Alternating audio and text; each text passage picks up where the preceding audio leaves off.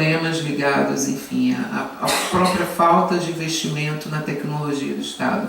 Mas, enfim, ele consegue funcionar e, de uma certa forma, a gente pode dizer que isso foi o UPO foi uma coisa estratégica para a coordenação do arquivo, na medida em que acaba destacando sua importância nesse processo de tramitação, de gestão, e quando, enfim, às vezes dá um problema no UPO, quando alguém precisa de criar senha, etc. e tal, isso tudo é feito a partir da solicitação ao Arquivo do Estado e, de uma certa forma, a gente consegue valorizar essa função, né, do controle da tramitação dos documentos.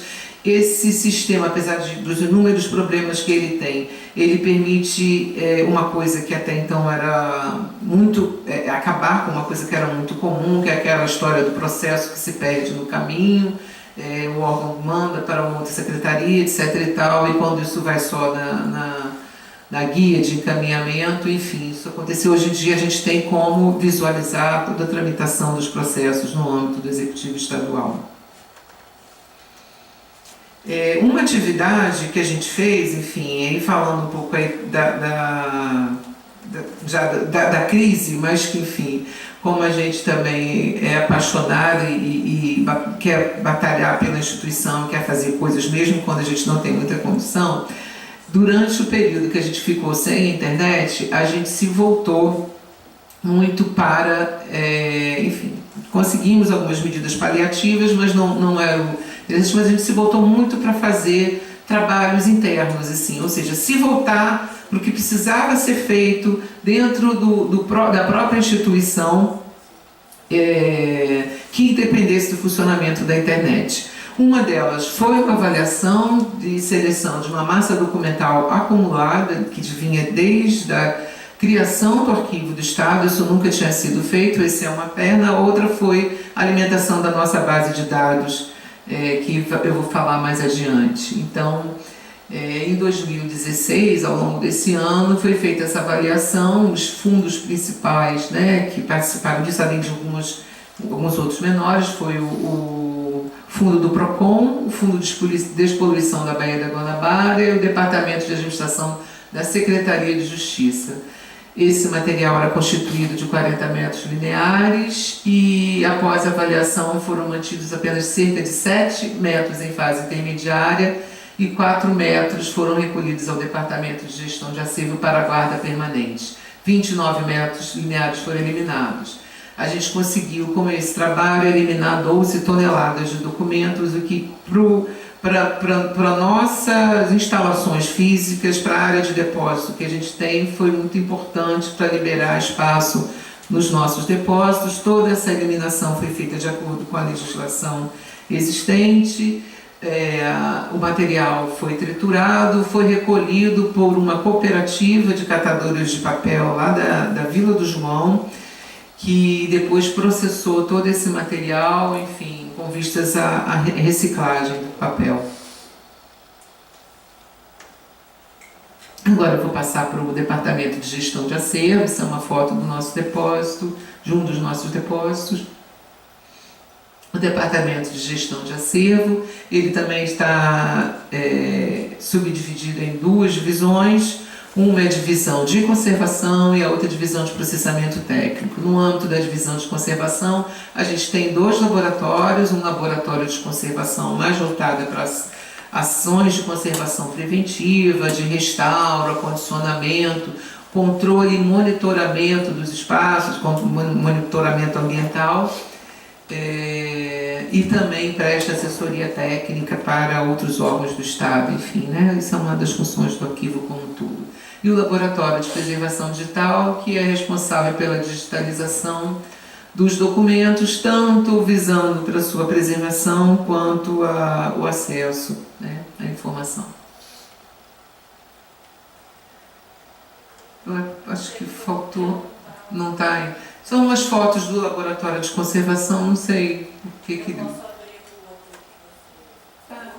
tem problema, depois se tiver tempo, só para ilustrar. Esse é o Laboratório de Preservação Digital. O pessoal do laboratório que não vai gostar muito, mas eles não estão aqui. Então pode passar. A outra divisão é a divisão de processamento técnico, onde é realizado todo o trabalho de organização, de inscrição dos acervos, enfim, estão sob guarda do APERJ. Ele tem uma diversidade de gêneros e de suportes documentais. Esse é um aspecto de uma das salas de trabalho, pode passar.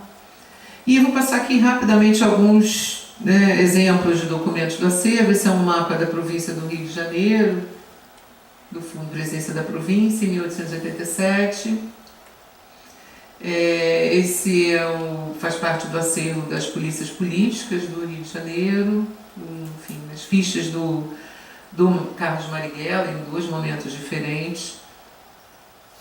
Esse é um álbum de obras do Estado, do governo, na verdade a interventoria do Ari Parreiras. Então temos uma imagem de Araruama, um posto de profilaxia rural em Saquarema com uma banda de jazz e uma foto da igreja de Saquarema. Esse álbum é muito interessante, ele pega vários aspectos dos municípios do interior do Estado, além de Niterói, enfim, com vários registros. Esse é um material simbólico, enfim, a foto do prontuário da Olga Benário, logo após a prisão dela em março de 1936, e existe porque a polícia política não só produzia documento, mas ela apreendia também muitos documentos. Então existe uma vasta correspondência entre os dois durante o período da prisão e inclusive da deportação dela. Essa é uma carta que ele escreve quando ela estava a bordo do cargueiro, enfim, né, durante o seu processo de deportação, poucas horas antes de chegar a Hamburgo, enfim, que era o destino final. Então, esse é exemplo, sim, de material que a gente tem. A gente tem uma coleção de cartazes também, dentro da mesma perspectiva do Fundo das Polícias Políticas, material apreendido pela polícia.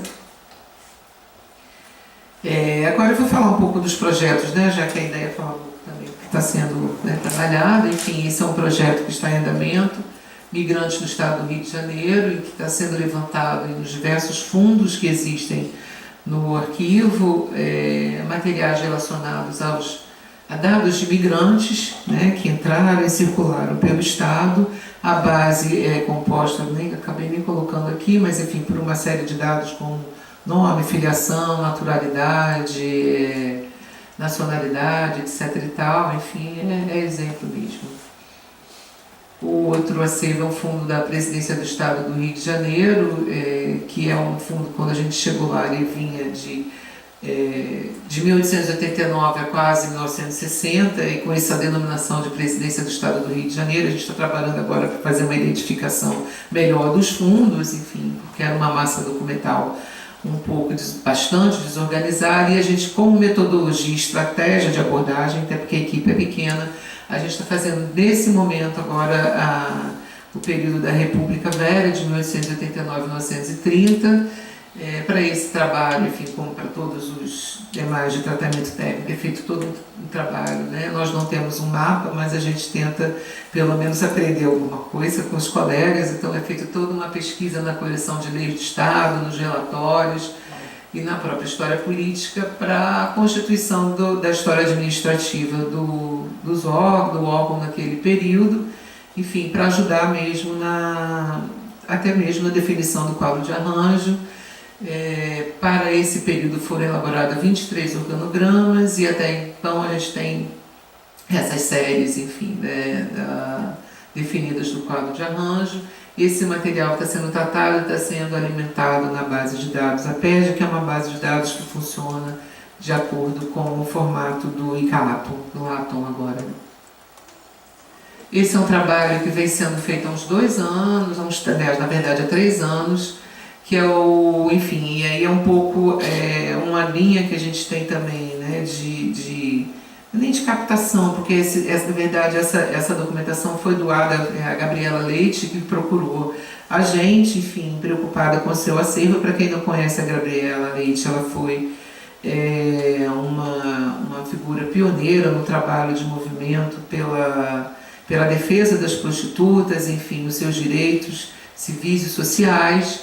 E ela, como liderança, primeiro ela fez esse trabalho no ISER, e depois acabou se afastando. Ela criou a ONG da Vida, que era justamente de acolhimento e de trabalho com as prostitutas do Rio de Janeiro. E todo esse trabalho dela começou a ser desenvolvido na década de 80, avançou pela década de 90, num contexto também muito grave da questão da AIDS, enfim, né? No país, enfim, né? No planeta, e como isso afetava muito, né? A questão da segurança e da saúde das prostitutas.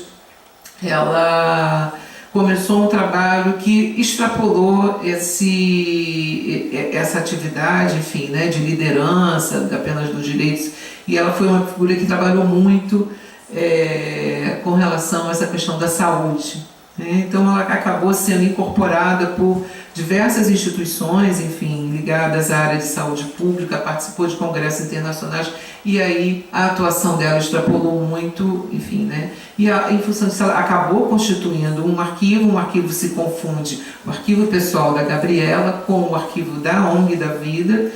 Ela nos procurou em 2014, enfim, preocupada com o acervo dela, e acabamos estabelecendo essa parceria. Ela doou o arquivo. Infelizmente, pouco tempo depois ela faleceu. Ela estava preocupada também, que ela estava com um processo de um câncer muito agressivo, enfim. E para tratar esse material, a gente fez uma parceria com o Observatório da Prostituição da Universidade Federal do Rio de Janeiro, que nos cede bolsistas para fazer o trabalho de tratamento técnico. O acervo é grande, é um acervo basicamente arquivístico-bibliográfico. Eles tinham também um acervo museológico, mas a gente não tem condições de receber, e, enfim, eles encaminharam para uma outra instituição. Então, isso um viés, assim, de um trabalho que a gente tem, assim como outros, né, de fundos e coleções que estão ligadas também à questão dos direitos sociais, aos movimentos sociais, né. Enfim, falando um pouco aí, né, voltando para a questão da gestão desses últimos tempos, a gente recebeu o acervo imagina, uma parcela muito pequena do acervo de plantas técnicas da SEDAI. Foram cerca de 5.500 plantas relacionadas à área do bairro de Copacabana. Esse projeto esse trabalho a gente conseguiu, enfim, esse acervo tratar em função de um projeto que foi realizado com recursos da Lei Rouanet. Enfim, por isso a gente conseguiu efetivamente receber os recursos e fazer o trabalho numa parceria com a Fundação Getúlio Vargas. E foi feito todo o trabalho desse material: higienização, acondicionamento, identificação, organização, descrição, e faltou a digitalização desse material. Esse é um exemplo de uma das plantas no formato de cianotipia, enfim. Outro acervo importante que a gente recebeu em 2016 foi o acervo de 2017, na verdade, o acervo da Comissão Estadual da Verdade, enfim, que é exemplo da Comissão Nacional, né, teve a sua atuação e o seu acervo também muito apoiados pelos arquivos públicos, né, tanto o Arquivo Nacional quanto o Arquivo do Estado, e já estava acordado desde a entrega do relatório deles final que eles iriam, né, recolher o acervo, até porque a comissão estava estruturada na Secretaria Estadual de Direitos Humanos, então fazia parte da estrutura também do Estado.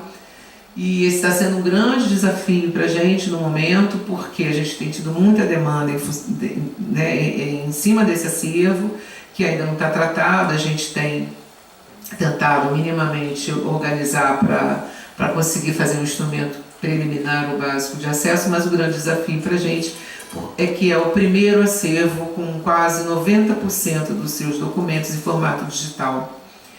E a Comissão Estadual da Verdade, quando iniciou os trabalhos, ela, enfim, natural, como né, de uma comissão com essa finalidade, ela não se preocupou muito em estruturar essa produção de documentos em um ambiente, seja de gestão da informação, seja... Então, enfim, ela foi muito constituída a partir o que é interessante sobre um determinado aspecto, enfim, né, do próprio funcionamento da comissão.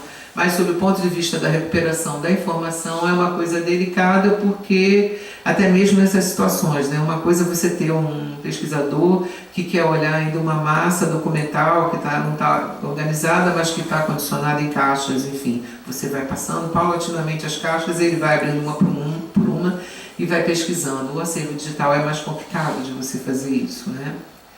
Mas, enfim, está sendo interessante porque é um desafio que está se colocando para a gente. Um outro acervo que a gente recolheu nesses últimos tempos foi um acervo da Companhia de Transporte sobre Trilhos do Estado do Rio de Janeiro, que foi, na verdade, a companhia que sucedeu o metrô.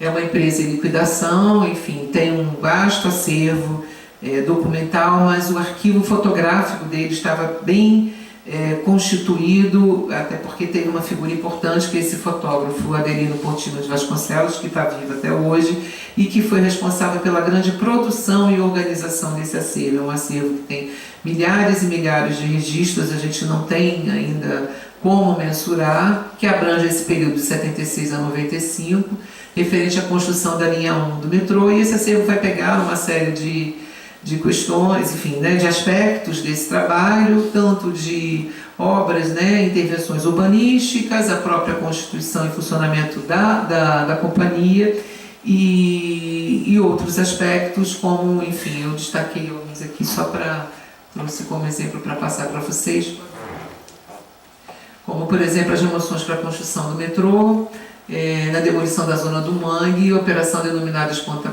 Borboleta em maio de 76.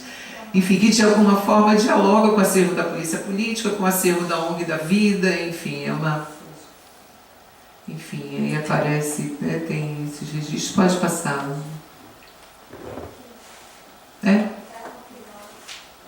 Pode ir.